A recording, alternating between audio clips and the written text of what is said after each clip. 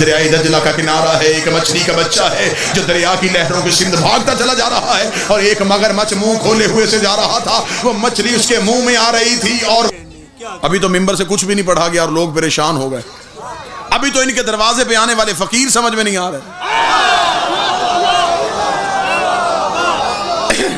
یہ ممبر کے غلاف میرا ہاتھ ہے، پڑھے لکھے احباب بیٹھے، مجھے تو ابھی تک وہ فقیر نہیں ملا جو علی سے انگوٹھی لے کے گیا تھا۔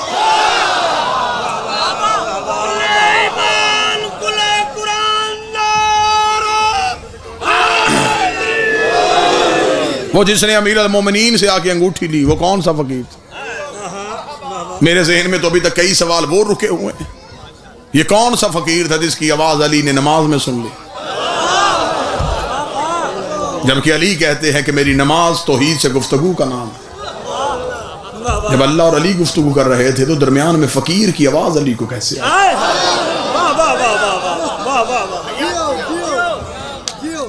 کتابوں نے، علماء نے لکھا ہے کہ علی نے فرمایا تھا کہ تیر کھینچنا ہو میرے پاؤں سے تو نماز کی حالت میں کھینچ لینا، کیونکہ نماز میں علی یہاں نہیں ہوتے تو جو یہاں تھا ہی نہیں، اسے فقیر کی آواز کیسے سن؟ پھر نماز میں علی رکوع میں تھے، اہل علم تشریف فرما ہیں، علماء سے پیار کرنے والے لوگ بیٹھے ہیں، بغیر وجہ کے نماز میں حرکت نہیں ہوتی، رکوع ہے واجب رکن نماز کا۔ علی رکوع میں تھے، علی نے ہاتھ سے انگوٹھی اتاری اور ہاتھ پیچھے کیا۔ کیا کہنے، واہ واہ واہ واہ۔ کسی کتاب نے لکھا کہ علی نے وہ نماز دوبارہ پڑھی ہو۔ زندہ باد، زندہ باد، واہ واہ واہ واہ واہ واہ۔ ٹھیک ہو گیا؟ بس واہ واہ۔ اس سے زیادہ حیران کرنے والی بات آگے کروں؟ جیو جیو۔ مولا امیر المومنین نے انگوٹھی دے دی۔ خدا نے بھی قرآن میں صرف شاباش نہیں دی کہ فقیروں پہ عنایت کرنا شکریہ تیرا علی، نہیں، اچھا، خدا نے ولایت دے دی، انگوٹھی کے بدلے ولایت۔ اور پھر خدا نے یہ نہیں کہا کہ علی نے انگوٹھی خیرات میں دی، خدا نے کہا علی نے انگوٹھی زکوٰۃ میں دی۔ انما ولیکم اللہ ورسولہ والذین آمنوا الذین یقیمون الصلاۃ ویؤتون الزکاۃ۔ اللہ ولی، رسول ولی، اور یہ ولی جس نے حالت رکوع میں زکوٰۃ دے دی، بالکل مجمع کی دال سے چھٹی کروا دی ہے۔ خطابت کا کوئی جوہر یہاں پہ میں نے ایک بھی جملہ نہیں دیا، جتنی خاموشی ہوگی اتنا نتیجہ اچھا سمجھ میں آئے گا۔ جان بوجھ کے مجمع خاموش کروا رہا ہوں تاکہ نتیجہ سمجھ میں آئے۔ امیر المومنین نے انگوٹھی دی ہے اور اللہ کہتا ہے زکوٰۃ میں دی ہے۔ علماء کے پاس جا کے اس نوکر کے سوال کا جواب ضرور پوچھنا۔ صدقہ خیرات اپنی مرضی سے ہو جاتا ہے، زکوٰۃ اپنی مرضی سے نہیں دی جاتی۔ میرا جی چاہے میں فقیر کو 5 روپے دوں، میرا جی چاہے میں 5 لاکھ دے دوں، یہ صدقہ ہے، یہ خیرات ہے۔ زکوٰۃ میں میری مرضی نہیں کہ میرا جی چاہتا ہے میں اتنی دوں، وہاں جی نہیں چاہتا، وہاں شریعت کا نصاب ہے۔ اونٹوں پہ علیحدہ ہے، بھیڑ بکریوں پہ علیحدہ ہے، گندم چاول کی علیحدہ ہے، سونے کی علیحدہ ہے، کرنسی کی زکوٰۃ علیحدہ ہے۔ زکوٰۃ کا نصاب ہے، ایسا ہی ہے جی۔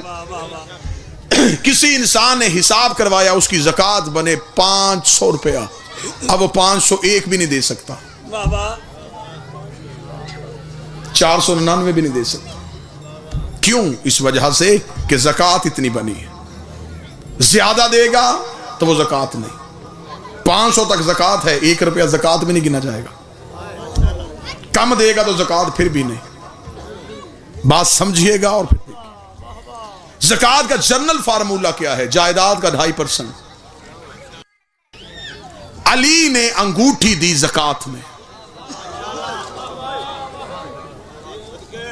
بات ابھی سمجھ میں آ جاتی ہے کہ علی کی جائیداد کتنی تھی۔ اس دور میں تو کمپیوٹر نہیں ہوتے تھے، اس دور میں تو کیلکولیٹر نہیں ہوتے تھے، اب تو ہر بندے کے موبائل میں کیلکولیٹر ہے، بلین ملین ٹریلین تک حساب ہو سکتا ہے، تو ابھی حساب کر لیتے ہیں۔ علی نے دی انگوٹھی، خدا کہتا گئی زکوٰۃ میں۔ अंगूठी की मालियत से पता चलेगा कि अली का रकबा कितना था। वाह वाह वाह वाह वाह वाह वाह वाह वाह। क्योंकि अंगूठी ज़कात में गई है, खैरात में नहीं गई। अंगूठी बताएगी कि अली की कुल जायदाद कितनी थी। मैंने कुरान के सामने हाथ जोड़े, मैंने कहा ऐ अली के खामोश जाकर, तू बता वो अंगूठी हीरे की थी, जमुर था, यकूत था, चांदी थी, क्या था, ताकि मैं उसकी मालियत देखूं, फिर हिसाब लगाऊं कि इसका 2.5% अगर ये है तो कुल मलकियत कितनी थी। तफसीर कुरान ने कहा ये अंगूठी जो अली के हाथ में थी, ये वही अंगूठी थी जो सुलेमान बिन दाऊद के हाथ में होती थी। वाह वाह वाह वाह वाह वाह वाह वाह, क्या कहने। बात की तह तक पहुंचने के लिए थोड़ा बात के पीछे तो चलना पड़ेगा। मैंने कहा सुलेमान बिन दाऊद के हाथ में थी, तो बताओ सुलेमान बिन दाऊद की अंगूठी की कीमत कितनी थी। कुरान ने कहा मैं तुझे सुलेमान बिन दाऊद की अंगूठी की कीमत बताऊं। ये अंगूठी पहनता था, हुकूमत शुरू हो जाती थी। ये अंगूठी उतारता था, हुकूमत खत्म हो जाती थी। मैंने कहा कुरान बता, सुलेमान शहर का नबी था, कबीले का नबी था, जिले का नबी था। सुलेमान की मुमलकत का रकबा कितना था? कुरान कहता है कि जिन्नों को चलने का हुक्म देता था, हवाएं इसके ताबे थी, परिंदों की बोलियां जानता था, तख्त इसका हवा में उड़ता था, परिंदे से गुफ्तगू करते थे, ये जमीन पे फिरती हुई चींटी की आवाज को भी सुन लेता था। ये सब की सब हुकूमत इसकी अंगूठी में बंद थी। ये अंगूठी उतारता था, न जिन्नात इसकी बात मानते थे, न हवाएं इसकी ताबे होती थी, न ये फरिश्तों को चलने का हुक्म देता था। ये पूरी हुकूमत इसकी अंगूठी में बंद थी। अंगूठी आ गई अली के हाथ में, अली ने दे दी ज़कात में। और सुलेमान की पूरी हुकूमत जो ज़कात में दे रहा हो, उसकी कुल जायदाद कितनी हो?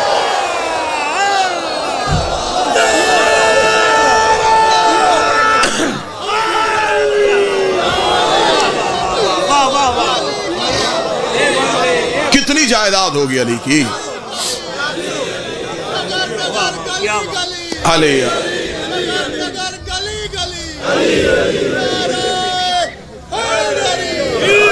मुतवज्जे साहब, क्या कहने, क्या कहने। अली की जायदाद का रकबा कितना?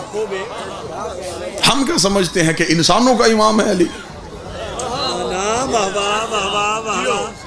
हम क्या समझते हैं कि अमीर अल मोमिनीन चौथे नंबर पे तख्त पे आए और चंद लोगों पे अली ने हुकूमत की? कितना बेहतरीन जुमला है मेरे बादशाह अली का। एक शख्स ने आके, हाय अली, फलां ने आपसे हुकूमत छीन ली है। अली मुस्कुरा के फरमाते हैं, क्या उसका हाथ अर्श पे पहुंच गया है? कौन सी हुकूमत छीन ली? कौन सी मुमलिकत छीन ली मेरी? इमामत तो अब भी अली के पास। हमारे ज़हनों, हमारे ज़र्फ बड़े महदूद हैं। कुएं का मेंढक समझता है कि कुल कायनात कुआं ही है, इसलिए कि वो कुएं से बाहर निकलता है। हम समझते हैं सिर्फ हमारा ही मौला अली है, हम नहीं मानेंगे तो फिर माअज़ल्लाह शायद अली की शान में कोई कमी आ जाए। इस दुनिया की हैसियत कितनी है। नौजवान बैठे हो, अब तो हर बंदे की हथेली पे कायनात है। अब तो तुम्हें बात पूछने के लिए किसी के दरवाजे पे नहीं जाना पड़ता। दुनिया की लाइब्रेरियां तुम्हारी उंगलियों के नीचे। जाओ जाके मुतालिया करके देखो इस दुनिया की जिसमें हम रह रहे हैं, इसकी हैसियत क्या है। साइंसदान कहते हैं इस दुनिया की हैसियत ऐसे ही है जैसे एक कागज पे एक पेन के साथ यूं नुक्ता लगा के पेन उठा लिया जाए। जितनी उस नुक्ते की हैसियत है उतनी इस दुनिया की। ये कुल कायनात नहीं, 18,000 आलमीन हैं। हर आलिम के अंदर 20 लाख कायनातें होती हैं। एक कायनात के अंदर 10,000 कहकशाएं होती हैं। एक कहकशां के अंदर 22 लाख सूरज होते हैं। एक सूरज के अंदर 10,000 दुनियाएं होती हैं। हर दुनिया का फिर एक अलहदा सूरज होता है। 18,000 आलमीन, उनमें कायनातें, कायनातों में कहकशाएं, कहकशाओं में सूरज, उस सूरज की एक दुनिया, उस दुनिया के एक शहर, उस शहर की कच्ची मस्जिद में 2 रकत की उल्टी सीधी नमाज पढ़ाने वाला मौलवी पूछता है कि अली क्या है?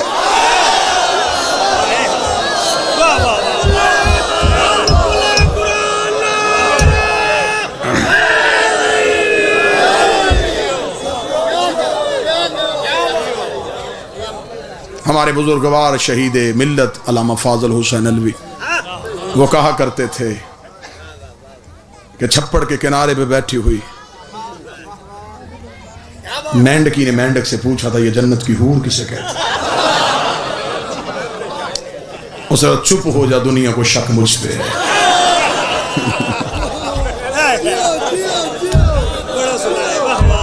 کون علی کی فضیلت سمجھ رہا ہے؟ کون علی کی حقیقت کو جاننے کی کوشش کر رہا ہے؟ تجھے تو ابھی تک اس دنیا کی حقیقت کا پتہ نہیں چل سکا۔ کتنا خوبصورت جملہ، یہاں سے نکل کے یہاں آیا، ایک لمحے کے لیے ذہن میں فیصلہ کہ دیہات ہے، لفظ کی قدر نہیں ہوگی، اسی لمحے میں میرے ذہن نے کہا نہیں، جنہوں نے اتنی تقریر سن لی ہے یہ جملہ بھی ضرور سنیں گے۔ ایک بندہ تو مجمع سے ہوگا جو تائید کا حق ادا کرے گا۔ زمین پر رینگتی ہوئی چونٹی کو دیکھ کے علی نے مسجد کوفہ کے ممبر پہ بیٹھ کے کہا تھا کتنا کمال دیا ہے اللہ نے علی کو کہ علی یہ بھی جانتا ہے اس چونٹی کے دماغ میں عقیدہ توحید کیا ہے۔ ہائے ہائے ہائے ہائے،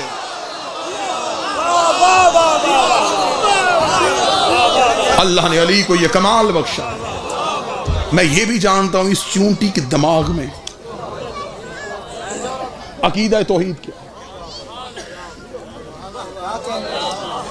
دنیا ریسرچ کرتی ہے، مختلف چیزوں پہ ریسرچ کرتی ہے، ریسرچ کے دروازے ہر کسی کے لیے کھلے، تحقیق کرتی ہے کوئی لوگ۔ ایک شخص تھا یورپ کا رہنے والا، اس نے تحقیق اس پہ کی چونٹی پہ، کتنے سال تحقیق کی، مسلسل وہ 20 سال جنگلوں میں گھومتا رہا، دریاؤں میں گیا، سمندروں میں گیا، میدانی علاقوں میں گیا۔ پھر اس نے ایک کتاب لکھی، دی آنٹ، چونٹی، پوری کتاب چونٹی پہ، میدان میں رہنے والی چونٹی کیسی ہوتی ہے، سمندری علاقوں کی کیسی ہوتی ہے، دریائی علاقوں کی کیسی ہوتی ہے، اس کی خوراک کتنی ہوتی ہے، ان کی نسلیں کیسے چلتی ہیں، ان کے قبیلے کتنے ہوتے ہیں۔ بہت بڑی تحقیق تھی، چھوٹی بات پہ لمبی تحقیق۔ کتاب کی تقریب رونمائی ہوئی، دنیا کے لوگ سر پکڑ کے بیٹھ گئے، بڑا ریسرچ سکولر ہے، چونٹی پہ تحقیق کرتا رہا۔ طرح جگہ جگہ سے لوگوں کے ٹیلی فون، ای میلز، میسیج آنے شروع ہو گئے۔ اسے نجف کے ایک طالب علم نے علی کا خطبہ بھیج دیا جو 1400 سال پہلے علی نے کوفہ میں بیٹھ کے چونٹی پہ دیا تھا۔ اس نے جو ہی وہ خطبہ پڑھا، اس نے سر پکڑ لیا، سر پکڑ کے کہا کاش یہ خطبہ میں پہلے پڑھ لیتا، میرے 20 سال ضائع نہ ہوتے۔ میں نے 20 سال ریسرچ کر کے صرف یہ پتا کیا کہ چونٹی کی نسلیں کتنی ہیں۔ 1400 سال پہلے علی یہ بھی بتا گیا کہ چونٹی کے بدن میں رگیں کتنی ہیں۔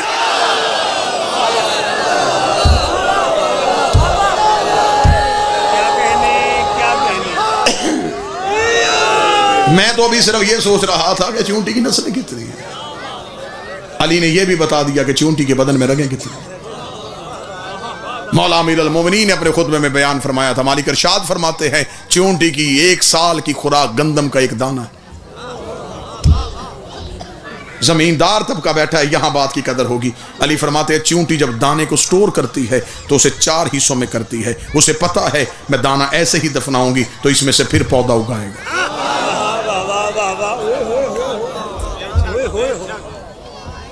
علی فرماتے جب اس کی 1 سال کی خوراک پوری ہو جاتی ہے تو پھر وہ رزق کے لیے بھاگتی نہیں، وہ اتنا ہی جوڑتی ہے جتنی ضرورت ہوتی ہے۔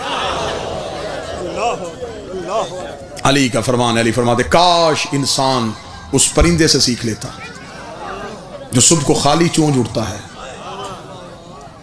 اور شام کو خالی چونچ واپس آتا ہے۔ اسے خبر ہے جس نے آج دیا ہے وہ کل بھی دے گا۔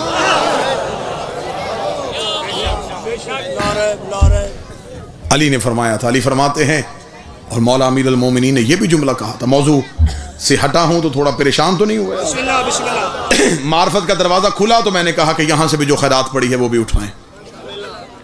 امیر المومنین فرماتے ہیں چونٹیاں جب بھی چلتی ہیں کتار میں چلتی ہیں، ایسا ہی ہے؟ بالکل نہیں بھائی، علی فرماتے ہیں ان کے کتار میں چلنے کی وجہ کیا ہے؟ علی فرماتے ہیں کہ ہر چونٹیوں کے قبیلے میں ایک چونٹی ہوتی ہے جو ان کی سردار ہوتی ہے۔ امیر المومنین فرماتے ہیں کہ وہ چونٹیاں اپنا سردار خود نہیں چنتی، اللہ ہر خاندان میں ایک ایسی چونٹی پیدا کرتا ہے جس کے منہ میں ایک مخصوص لعاب ہوتا ہے، جو ہی وہ مخصوص لعاب والی چونٹی دنیا میں آتی ہے تو باقی چونٹیوں کو پتہ چل جاتا ہے یہ ہمارا سردار ہے. چونٹیاں بھی اپنا امام خود نہیں بناتی.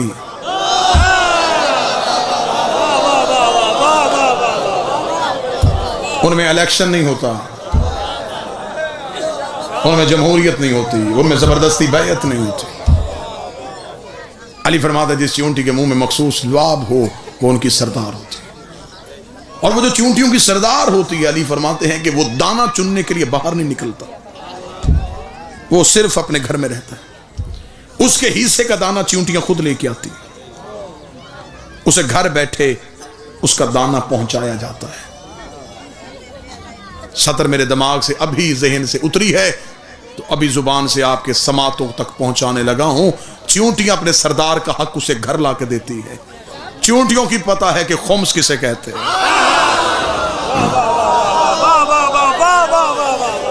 وہ جانتی ہیں یہ ہمارا سردار ہے, اس نے ہمارا فیصلے کرنے ہیں.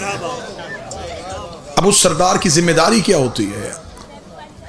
دانہ چننے وہ نہیں جاتا جب زمین پہ کوئی جگہ چونٹیوں کے رہنے کے قابل نہیں رہتی. طوفان آ جاتا ہے, بارش آ جاتی ہے, زمین کے نیچے سے پانی آ جاتا ہے, گرمی کی حدت زیادہ ہو جاتی ہے. اب نقل مکانی کرنی ہے, اب اگلی جگہ پہ اس خاندان کو جا کے بسانا ہے. یہ فیصلہ ساری چونٹیاں نہیں کرتی, پھر ساری چونٹیاں زمین میں بیٹھ جاتی, اکیلا وہ سردار گھر سے نکلتا ہے. ہجرت جب بھی کرتا ہے صرف سردار کرتا ہے.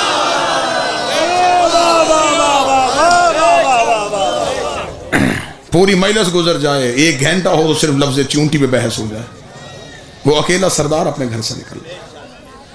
اب وہ باقی چونٹیوں کو آواز دے کے بلا نہیں سکتا. علی فرماتے وہ جہاں سے گزرتا ہے اپنا وہ مخصوص لعاب جو اللہ نے اسے دیا ہے وہ زمین پہ پھینکتا جاتا ہے اور گزرتا جاتا ہے. اگلی جگہ کا انتخاب کر لیتا ہے کہ یہ جگہ میرے خاندان میرے قبیلے کے رہنے کے لیے کافی ہے. وہ اس جگہ کا انتخاب کر کے وہاں جا کے بیٹھ جاتا ہے. چونٹیاں اس لعاب کی خوشبو کو سونگتی ہوئی لائن میں چلتی ہیں. اللہ نے چونٹی کو بھی اتنی عقل دی ہے کہ میں اپنے امام کے دیے رستے سے ہٹ گئی تو بھٹک جاؤں. چونٹیاں بھی قطار میں چلتی ہیں. یہاں میں ایک لفظ اور کہہ دوں, اللہ نے کائنات میں ہر چیز کو آواز عطا کی ہے. یہ جو چونٹی ہے نا اس کی آواز ہے. آواز نہ ہوتی تو سلیمان تخت پہ سنتا کیسے؟ سلیمان نے تخت سے سنا تو چونٹی بولی تھی تو سنا تھا. ہر چیز میں آواز ہے سوائے مچھلی کے. اللہ نے مچھلی کو آواز نہیں دی.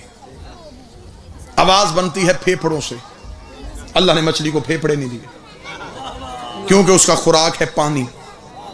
پھیپھڑے ہوتے تو پانی پھیپھڑوں میں چلا جاتا, مر جاتی. اللہ نے مچھلی کو پھیپھڑے عطا نہیں کیے, اس لیے مچھلی میں آواز نہیں ہے. میں پڑھ رہا ہوں اختیار علی. بات چونٹی سے چلی تھی اور کہاں پہ پہنچ کے میں آپ کو سلام کرنے لگا ہوں. مچھلی میں آواز نہیں ہے, مچھلی بول نہیں سکتی, مچھلی کا لہجہ نہیں ہے, مچھلی نطق نہیں کرتی, اس لیے کہ آواز ہے پھیپھڑوں سے. اس کے بدن میں وہ چیز ہی نہیں جس سے وہ لہجے میں لہن میں آواز پیدا کر سکے. آواز بنتی ہے ہوا سے, ہوا نہیں ہے اس میں. یہ بات ذہن میں بٹھاؤ کہ مچھلی میں آواز نہیں. اب اختیار علی سنو, میں سلام کر جاؤں. خندق کا میدان, علی نے عامر بن عبد ود کو زمین پہ پچھاڑا. علی نے اس کے سینے پہ پاؤں رکھا. امیر المومنین اس کے ہاتھ سے نیزہ یوں پکڑ کے ہوا میں اڑایا. اڑتا ہوا نیزہ عامر نے زمین پہ لیٹے ہوئے دیکھا. اس نے کہا کاش علی اس نیزے کو دیکھ لیتا, اللہ اکبر, اس میں بڑے قیمتی ہیرے لگے ہوئے تھے. چل میرے ہاتھ میں نہیں رہتا, تیرے ہاتھ میں رہتا, تو نے ہوا میں پھینک دیا ہے, اللہ جانے کس کے ہاتھ میں آ جائے. اتنا کہنا تھا امیر المومنین نے آنکھوں پہ ہاتھ پھیر کر اب دیکھ کیا دیکھتا ہے. اس نے کہا علی دریائے دجلہ کا کنارہ ہے, ایک مچھلی کا بچہ ہے جو دریا کی لہروں کے سمت بھاگتا چلا جا رہا ہے, اور ایک مگرمچھ منہ کھولے ہوئے سے جا رہا تھا. وہ مچھلی اس کے منہ میں آ رہی تھی اور وہی نیزہ جو تو نے میرے ہاتھ سے لیا اس مگرمچھ کی پشت پہ جا کے لگا ہے. علی نے چہرے پہ تھپڑ مار کہا او بدبخت, اس مچھلی نے مجھے پکارا تھا, اس مچھلی نے مجھے پکارا تھا. اب مجمع انصاف نہ کرے تو تمہاری مرضی ہے, میں نے تمہیں کہا تھا اللہ نے مچھلی کو آواز ہی عطا نہیں کی، نتیجہ ایک ہی نکلتا ہے، نیتوں کی زبان یا خدا سنتا ہے یا پھر عریش۔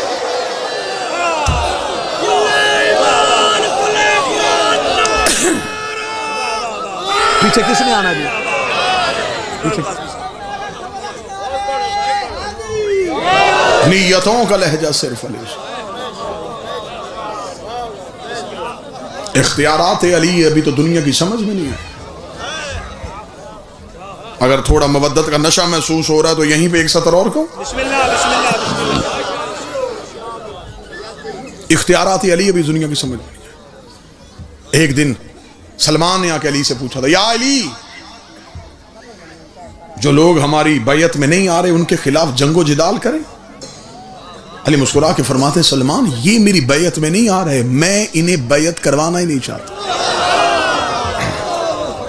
ارادہ علی ہو اور کوئی ارادہ علی کو بدلے نہیں۔ یہ کہہ کے امیر المومنین نے فرمایا، سلمان میں تجھے بتاؤں کہ میری حکومت کہاں ہے۔ کتابیں کہتی کوفے کی زمین تھی جہاں بیٹھ کے علی نے فرمایا، سلمان آنکھیں بند کر۔ اس حدیث کو مذہب شیعہ کی کتاب میں حدیث غمامہ کہتے ہیں، بادلوں والی حدیث۔ غمامہ کہتے ہیں بادل کو، بادلوں والی حدیث۔ امیر المومنین نے آسمان کی طرف اشارہ کیا، ایک بادل کا ٹکڑا زمین پہ آ گیا۔ علیہ سلمان کا ہاتھ پکڑ کے اس بادل کے ٹکڑے پہ پاؤں کر، بادل پہ سلیمان کو کھڑا کر کے علی نے فرمایا آنکھ بند کر۔ سلمان نے آنکھ بند کی، آنکھ کھولی، یقوت کی دنیا ہے، سرخ ہی سرخ زمین، سرخ لباس میں ملبوس خوب رو نوجوان جو پورے صفے باندھ کے، ہاتھ باندھ کے کسی کے ادب میں کھڑے۔ سلیمان نے جب یوں دیکھا تو یقوت کا تخت اور تخت پہ بیٹھا ہوا سرخ امامہ پہن کے علی۔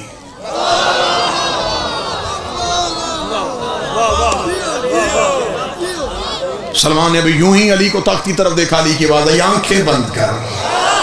سلمان نے آنکھیں بند کی، زمرد کی زمین، سبز لباس میں لوگ، زمرد کی کائنات، تخت اور تخت پہ سبز امامہ پہن کے علی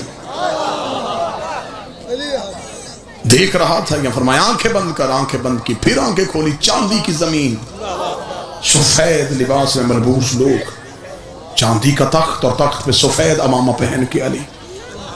18,000 عالمین میں علی لے کے چلے گئے۔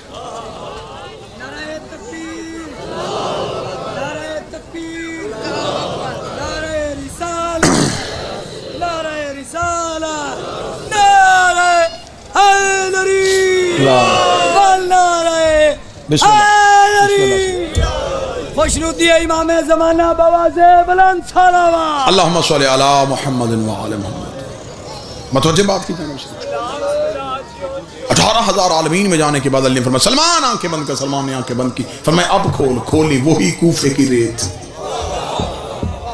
وہی منبر پہ علی۔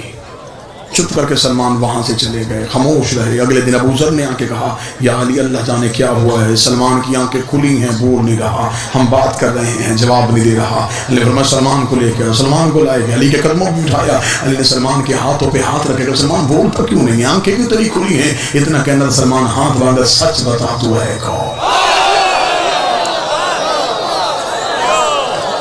مالک تو ہے کون؟ امام کی فرمائی اے سلمان مجھے سمجھنے کے لیے یا محمد ہونا چاہیے یا خدا ہونا چاہیے، اسے سمجھنے کے لیے یا مصطفیٰ ہونا چاہیے یا مرتضی ہونا چاہیے۔ بس واجب الاحترام تشریف لے آئے، سلام ہو گیا، نوکری تمام ہوئی، چہروں کی زیارت ہوئی، دور کا سفر تھا، حکم پورا ہو گیا۔ جس کی اتنی عزت تھی اس کی بیٹی شام کے بازار میں چاہتا ہے۔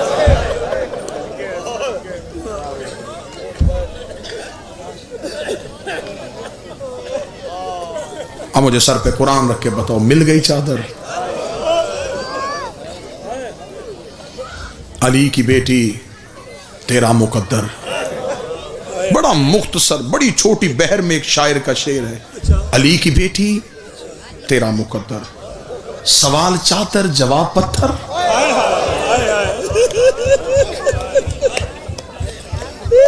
نہیں دینی تھی چادر، کہہ دیتے نہیں دے سکتے، کیا چادر کے سوال کے جواب میں پتھر آنا چاہیے تھا؟ با خدا میں ممبر پہ کھڑا ہوں، غیر سید ہوں، حیثیت سے واقف ہوں۔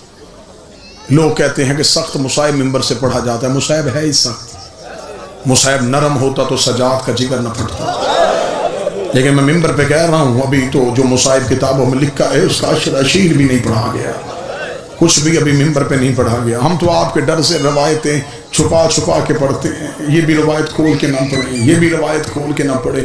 مہمان ہوں تمہارا، شبیر کا ذاکر ہوں، میری بات پہ یقین کرنا، ابھی تک شام کا بازار نہیں پڑھا گیا، ابھی تک نہیں بتایا گیا کہ علی کی بیٹیاں کیسے گزری ہیں۔ سر پہ قرآن رکھ کے بتاؤ، جس سجاد نے اکبر کی برچھی برداشت کر لی تھی، کچھ نہ کچھ تو شام میں ہوا ہے نا جو سجاد کا جگر پھٹ گیا ہے۔